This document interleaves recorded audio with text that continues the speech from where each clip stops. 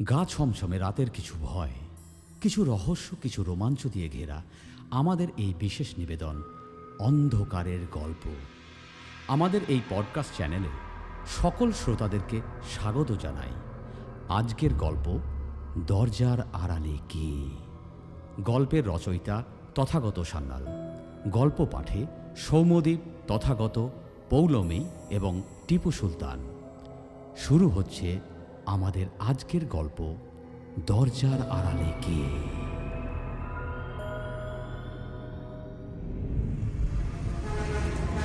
বন্ধু, চললাম, আবার 1 মাস পর দেখা হবে। সন্ধেবেলায় ফাঁকা রাস্তা। বিশাল কর্মস্থল থেকে বাড়ি ফিরছে ছুটিতে। বিশালের বাড়ি হলো ব্রাঞ্চ থেকে প্রায় 200 কিলোমিটার দূরে। গাড়ি চালাতে চালাতে বিশালের ফোনে তার মায়ের ফোন এলো। ফোন ধরার পর, হ্যাঁ মা, বলো। বাবা, তুই কি ছুটি পেলি? বাড়ি ফিরছিস কবে? আমি ছুটি পেয়েছি আর প্রমোশনও পেয়েছি মা। তোমার ছেলে এখন ব্যাংকের বড় পদে আছে গো। তাই নাকি বাবা? আর কোনো চিন্তা নেই বাবা, আমার আনন্দে মনটা ভরে গেল সোনা। মা। আমি আজকে বাড়ি আসছি। কেন? আজকে কেন? এত রাতে ওভাবে আসিস না বাবা, রাস্তা একদম ভালো না। তুই সকালে আয়, এভাবে রাতে আসিস না সোনা। কোনো ভয় নেই। আরে আমি কি আর থোড়ি বাচ্চা আছি? জানি বাবা, কিন্তু মায়ের কথাটা তো একবার শোন। এত রাতে তুই আসিস না সোনা আমার। সকাল হোক তখন আয়, এমনিতেও অনেকটা পথ। মা, তুমি না সিরিয়াল দেখে দিন দিন ভীতু হয়ে যাচ্ছ। মা, তুমি চিন্তা করো না, আমি ঠিক চলে আসবো। ডোন্ট ওয়ারি মা, জাস্ট রিল্যাক্স। বিশাল ফোনটা কেটে দিল আর একটু খিটখিটে ভাব নিয়ে বলল, দ্যাট মা সেই পুরনো যুগেই রয়ে গেছে, শুধু ভয় আর ভয়। একটা কাজ করা যাক, তাড়াতাড়ি পৌঁছে যাওয়া যাবে। ওই শর্টকাট রাস্তাটা নিয়ে নিই। বিশাল গাড়ি চালাতে চালাতে শর্টকাটের চক্করে জঙ্গলের রাস্তায় গাড়ি ঘোরালো। রাত তখন 12:30। বিশালের গাড়িটা হঠাৎ করে খারাপ হয়ে গেল। আরে why did it happen? Shit man. গাড়ি স্টার্ট দেওয়ার চেষ্টা করলেও গাড়ি চলছে না। কার্বোরেটর থেকে পোড়া গন্ধ পাচ্ছে বিশাল। গাড়ি থেকে নেমে বোনেট খুলে দেখছে পুড়ে গেছে। বিশালের মাথায় হাত। এবার মেকানিক পাই কোথায়? দূর দূর অবধি শুধু জঙ্গল আর রাস্তা। সিট, গাড়িটাকে আজকেই খারাপ হতে হলো। কিন্তু 7 দিন আগেই তো সার্ভিসিং করলাম। তাও কি করি এখন, কি করি এখন? কিন্তু দূরে একটা বাড়ি মনে হচ্ছে না?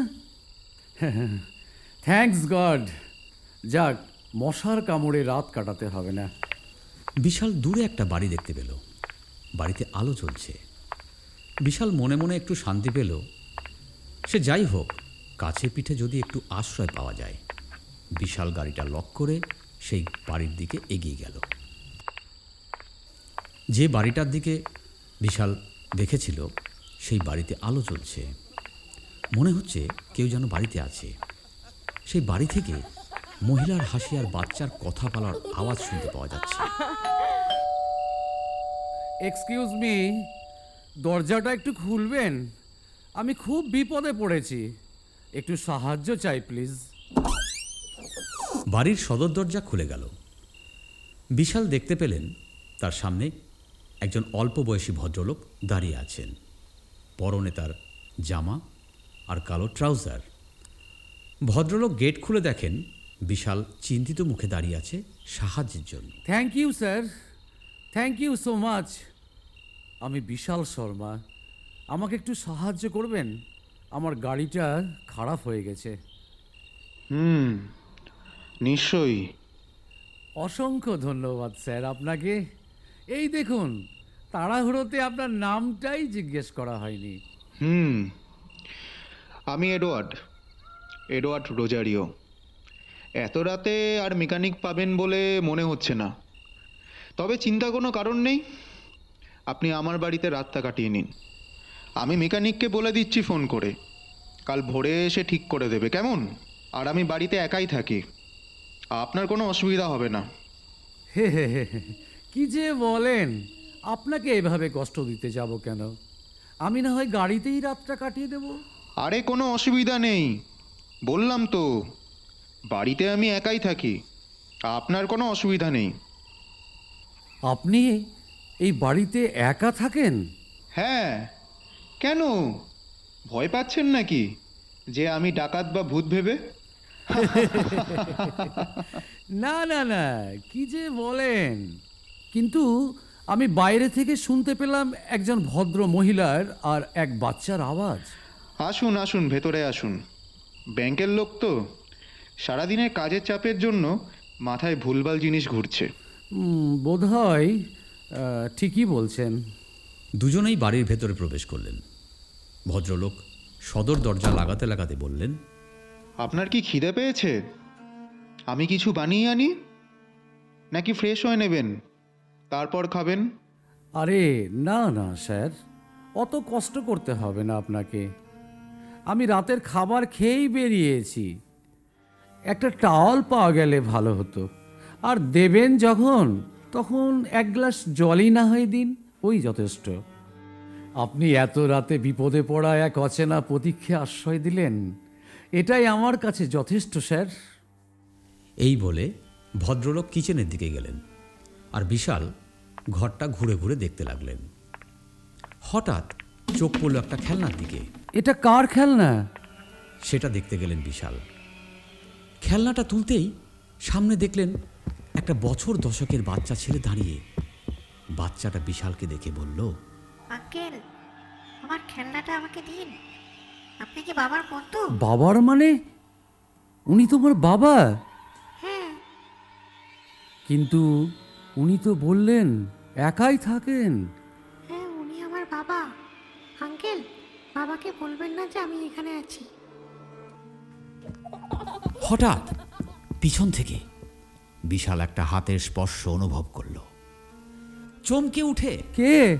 বলে লাফিয়ে উঠল, আরে আরে, আমি এই নিন টাওয়েল, আর এই যে খাবার জলটা। কি হয়েছে আপনার কপালে এত ঘাম? কিছু চিন্তা করছিলেন নাকি? আপনি যে বললেন আপনি এই বাড়িতে একা থাকেন। হ্যাঁ, আমি তো একাই থাকি। কেন, এতে কিছু প্রবলেম? বিশাল ঘাম মুছতে মুছতে অন্ধকারের দিকে আঙুল দেখিয়ে বলল, ওই দিকে একটা বাচ্চা ছুটে চলে গেল। আমাকে বলল, আঙ্কেল, বাবাকে বলবেন না আমি এখানে আছি। তা কি আজে বাজে বকছেন? Drink the water and freshen up, that's the bathroom over there. কথাটা বাথরুমের দিকে ইশারা করে বললেন এডওয়ার্ড। কি জানি কি হচ্ছে, আমার মাথাটা ঠিক যাচ্ছে না। বিশাল লজ্জায় ঘাম মুছতে মুছতে বাথরুমের দিকে গেলেন।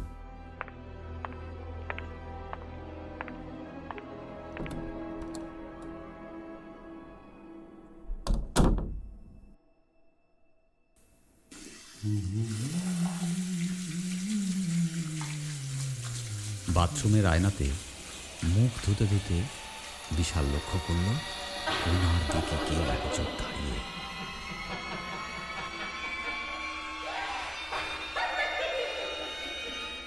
কে কে ওখানে দাঁড়িয়ে? অবয়ব লক্ষ্য করে মনে হলো সেখানে যেন কোনো মহিলা দাঁড়িয়ে আছে। মাথার চুল সামনের দিকে নামানো, শান্তভাবে দাঁড়িয়ে আছে। বিশাল ওই দৃশ্য দেখার পর ভয়ে আবার মুখে জলের ঝাপটা মারার পর পিছন ফিরে তাকালে দেখে সেখানে কেউ নেই। কোথায় গেল? বিশাল এবার ভয় এক্ষুনি তো ছিল এখানে। এরপর স্পষ্ট শুনতে পায় বাথরুমের দরজায় কেউ যেন কড়া নাড়ছে। মিস্টার এডওয়ার্ড, আপনি কি বাইরে দাঁড়িয়ে আছেন? এই সমস্ত মজা কিন্তু আমার ভাল লাগছে না। বিশাল কোনোভাবে ফ্রেশ হয়ে ড্রেসটা বদলে দরজা খুলে দেখে সেখানে কেউ নেই। অদ্ভুত তো, বাইরে কেউ নেই। ভয়ে ভয়ে সে এগিয়ে আসে ডাইনিংয়ের দিকে। এসে দেখেন ভদ্রলোক সেখানে বসে আছেন আর টেবিলের ওপর সিগারেট রাখা আছে। আরে আসুন আসুন, বলছি স্মোকিং চলে তো? হ্যাঁ, বাট তার আগে আমার কিছু বলার আছে আপনাকে। ধীরে ধীরে, কুল কুল। সব শুনবো। আপনি এখানে বসুন। আর এত ভয় পাচ্ছেন কেন এভাবে? কিছু দেখেছেন নাকি? বিশাল প্রচণ্ড ভয় পেয়ে দৌড়ে সেখান থেকে এসে হাঁপাতে হাঁপাতে কাঁপা কাঁপা স্বরে বললেন, হ্যাঁ হ্যাঁ, বাথরুমে কেউ আছে। একটা মহিলা কোণার দিকে চুপ করে দাঁড়িয়েছিল, তারপর হঠাৎ করে কোথায় চলে গেল।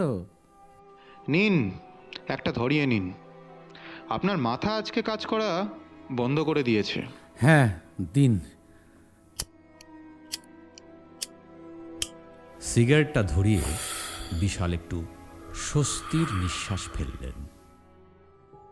এডওয়ার্ড বললেন, জানেন, বড্ড একা লাগে। বলুন, শুনছি। আগে আমি কত খুশিতে থাকতাম, আর এখন এই বাড়িতে একা যেন নরক যন্ত্রণা। আমার ছোট্ট ছেলেটা Draco, a piece of my heart and my love, Lilith. ড্রেকোর বার্থডে ছিল আজকের দিনে, 2023 সালে। ফুল ফ্যামিলি মিলে আমরা গাড়ি নিয়ে আসছিলাম। বৃষ্টির সময় রাস্তায় গাড়ি স্লিপ করে গেল, আর ব্যালেন্স হারিয়ে সোজা গাড়ি মারলাম একটা বটগাছের ধাক্কা। আর ব্যাস। একটু থেমে এডওয়ার্ড আবার বললেন, ওয়াইফের ছিন্ন ভিন্ন দেহ আর ছেলের বডিটা মর্গের মধ্যে দেখে আমি ভেতরে ভেতরে মরেই গেছিলাম। তারপর আর সেই থেকে আপনি একা, তাই তো? It's okay sir. লাইফে প্রবলেম কখন আসে কেউ বলতে পারবে না, আমি একা নই, আমি একা নই। What nonsense! আমাকে মাথা খারাপ বলছিলেন, আর এখন নিজে নিজে ভুলভাল বকছেন যে আপনি একা নন। ওরা আছে, ওরা কথা বলে আমার সাথে, ওরা আমার সাথে খায়, থাকে, ঘুমায়। দেখুন, আপনি কি আমাকে ভয় দেখাতে চাইছেন? শুনুন, তাই যদি হয় আমি এক্ষুনি বেরিয়ে যাচ্ছি। না না না না, বেরোবেন না। আমার মাথা ঠিকই আছে, আর আপনি যেগুলো দেখেছেন তা সব সত্যি। হে লিসেন, সহ্য করারও একটা লিমিট থাকে। So please don't try to cross the limit. আমার কথা আপনার বিশ্বাস হচ্ছে না, তাই না? না, বিশ্বাস হচ্ছে না, আর হবেও না। বেশ, একবার ওইদিকে তাকান তো, দেখুন আমি সত্যি বলছি না মিথ্যে। বিশাল পিছন ঘুরে তাকিয়ে দেখল মা আর ছেলে দুজনে সেখানে দাঁড়িয়ে, এবং তাকে দেখে কিরকম অদ্ভুতভাবে হাসছে। এডওয়ার্ড হাসতে হাসতে বললেন, আমাকে পাগল ভাবছিল, আমাকে পাগল ভাবছিল।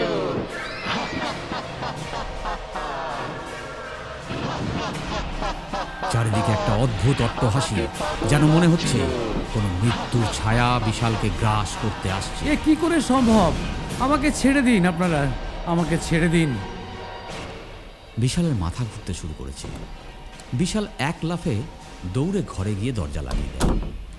প্রচণ্ড ভয়ের কারণে হাঁপাতে হাঁপাতে বিশাল ঘরের কোনায় গিয়ে বসে বাড়িতে ফোন করার চেষ্টা করছে, কিন্তু নেটওয়ার্ক খারাপ থাকার কারণে কলটা যাচ্ছে না।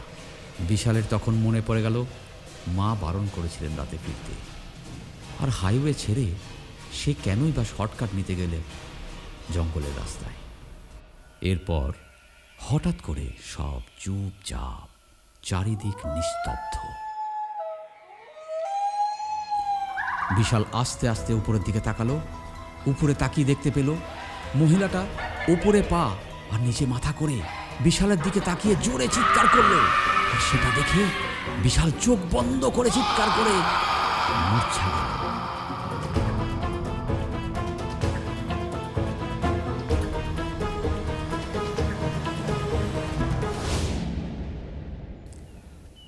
মর্নিং ওয়াকে হাঁটতে গিয়ে দূর থেকে আব্রাহাম লক্ষ্য করলেন যে একটা গাড়ি সেখানে দাঁড়িয়ে আছে, আর সেই গাড়ির নিচে একজন ব্যক্তি শুয়ে আছেন। দূরে ওটা একটা লোক পড়ে মনে হচ্ছে না? মালটা মালফল খেয়ে পড়ে আছে নাকি দেখি। দৌড়ে সেখানে গেলেন আব্রাহাম।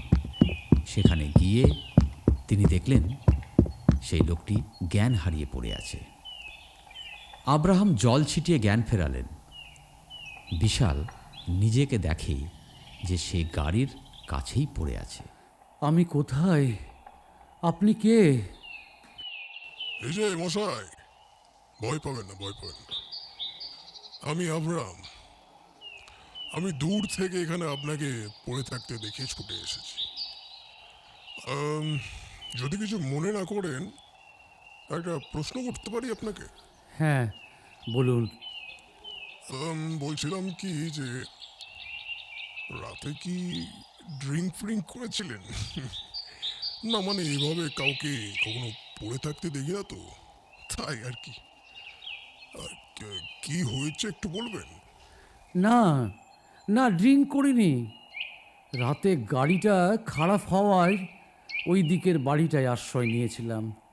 কিন্তু রাতে যা সব অদ্ভুত ভুতুড়ে কাণ্ড ঘটল, আমার সামনে ওই অদ্ভুত চেহারা, তারপর জানি না কি হয়েছিল আমার, আর আমি এখানেই বা কিভাবে এলাম। আব্রাহাম এবার খিলখিলিয়ে হেসে উঠে বললেন, ক্ষমা ক্ষমা ক্ষমা করবেন, হাসিটা না চেপে রাখা গেল না। এখানে দূর দূর অবধি কোনো বাড়ি নেই। কই দেখি, উঠুন। আমি গাড়িটা দেখছি, কি হয়েছে আপনি স্টার্টটা দিন। গাড়ি ঠিক করতে করতে আব্রাহাম বললেন, তবে জঙ্গলের ভিতরে একটা খ্রিস্টান ফ্যামিলি থাকতো। এক রাতের ভয়ঙ্কর অ্যাক্সিডেন্টে গোটা ফ্যামিলি একদম মারা যায়। Rosario family, Edward Rosario, Lilith Rosario এবং তাদের একটিমাত্র সন্তান ড্রেকো রোজারিও। লোকে বলে নাকি আজও ওদেরকে দেখতে পাওয়া যায় ঠিক আজকের দিনে, এই 31st নাইটে। আপনি যা দেখেছেন তা মিথ্যে নয় আমি জানি, কিন্তু আশ্চর্য লাগছে আজও অবধি কেউ বাঁচতে পারেনি। আপনি সত্যি ভাগ্যবান, তাই প্রাণে বেঁচে গিয়েছে। শুনুন, পালিয়ে যান। আর আরেকটা কথা মাথায় রাখবেন, পেছন ঘুরে তাকাবেন না। কথাগুলো শোনার পর অজানা আতঙ্কে কোনো মতে গাড়িটা স্টার্ট দিয়ে সেখান থেকে চলে যেতে যেতে বিশাল লুকিং গ্লাসের দিকে তাকিয়ে ভয়ে চমকে গেলেন। জানালা থেকে মাথা বের করে পিছনের দিকে তাকাতেই তিনি যা দেখলেন তা দেখে ভয়ে নিয়ন্ত্রণ হারিয়ে সোজা গাছে সজোরে মারলেন ধাক্কা, আর তখনই সব শেষ।